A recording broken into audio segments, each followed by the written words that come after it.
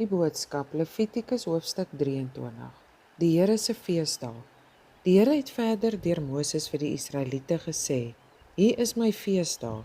Julle moet op hierdie dae vir my bymekaar kom. Die rusdag. Die 7de dag is die Here se dag. Julle moet 6 dae lank julle gewone werk doen. Die 7de dag moet julle daarmee ophou, sodat julle byeenkomste vir my kan hou. Julle mag dan nie aangaan met julle werk nie. Dit is die Here se Sabbatdag. Julle moet dit hou waar julle ook al woon. Naas die Sabbatdag is daar nog vaste feesdae van die Here waarop julle byeenkomste vir my moet hou. Die Paasfees. Die Paasfees vir die Here is in die lente. Dit begin net na sononder op die 14de dag van die eerste maand. Op die volgende dag, die 15de dag, begin die fees van die brode waarin daar nie suurdeeg is nie. 7 dae lank moet julle brood eet waarin daar nie suurdeeg is nie om die Here te vereer. Op die eerste dag van die fees moet julle ophou met alles waarmee julle besig was en voor die Here bymekaar kom. Op elkeen van die volgende 7 dae moet julle vir die Here 'n offer bring wat verbrand word. Op die 7de dag moet julle weer ophou met al julle werk en weer vir die Here bymekaar kom. Die fees aan die begin van die oes. Die Here het verder deur Moses vir die Israeliete gesê: Wanneer julle eendag in die land woon wat ek aan julle gaan gee en julle begin daar oes te insamel, moet julle die eerste gerfgraan wat julle afsny na my tent bring. Die dienaar by die tent moet dit ook op die eerste dag na die Sabbatdag vir die Here gaan gee, sodat die Here julle goedgesind kan wees. Julle moet tegelyk daarmee saam ook vir die Here 'n gesonde lam van 1 jaar oud bring om te offer. 'n Offer uit die graan van 3 kg meel wat met olie gemeng is, waarvan die Here so baie hou, en 'n offer van 1 liter wyn. Dit moet 'n vaste gebruik by julle en julle nageslag wees, dat julle niks van die oes sal eet, of dit gebak, gebraai of rou is, voordat julle eers julle offer vir God gebring het nie. Die fees van die 50ste dag. Van die dag af nadat julle die eerste gerfgraan kom offer het, moet julle 'n volle 7 weke aftel tot op die 50ste dag. Dit is die eerste dag na die 7de Sabbat. Op daardie dag moet julle weer 'n offer vir die Here bring uit die graan wat sopas geoes is. Van oral waar julle woon, moet julle brood bring om vir die Here te offer. Dit moet van 3 kg meel gebak wees. Hierdie keer moet julle dit bak met suurdeeg in. Dit is 'n offer vir die Here van die eerste opbrengs van die oes. Bo en behalwe die brood moet julle 'n offer vir die Here bring van 7 jaar oud lammers sonder foute, 'n jong bul en 2 ramme. Saam met die offers uit die graan en die offer van wyn is dit 'n offer wat vir die Here verbrand word waarvan hy besonder baie hou. Julle moet ook 'n bokram vir die sondeoffer en 2 jaar oud lammers om saam met die Here te eet. Die dienaar sal die lammer saam met die brood uit die eerste opbrengs van die oes aan die Here opdra. Dit word aan die Here gewy.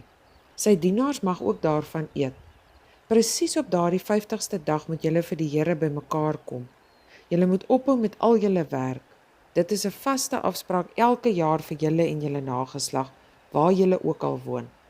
Wanneer julle julle lande oes, moet julle nie alles tot op die buitenste rand afoes nie. Julle moet ook nie die are wat met die oes bly lê, agterna gaan optel nie. Los dit vir die arme mense en vir die wat as vreemdelinge by julle bly. Ek is tog die Here julle God. Die feesdag van herinnering.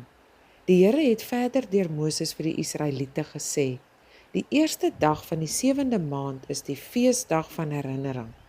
Die trompet sal blaas en dan moet julle vir die Here bymekaar kom. Julle mag nie op daardie dag met julle gewone werk aangaan nie. Julle moet vir die Here 'n offer bring wat verbrand kan word. Die dag van vrede. Die Here het verder ook nog vir Moses gesê: Die jaarlikse dag waarop daar vrede tussen my en julle kom, is op die 10de dag van dieselfde 7de maand. Julle moet dan weer vir my bymekaar kom. Julle moet op daardie dag niks eet nie en oor julleself nadink. Julle moet ook weer offers vir die Here bring wat op die altaar verbrand word. Op hierdie spesifieke dag moet julle ook julle werk laat staan, want dit is 'n dag van vrede waarop julle sonde vergewe word en julle vrede kry by die Here. Enige persoon wat op hierdie bepaalde dag nie ophou eet en voor God kom buig nie, hoort nie langer by my volk nie.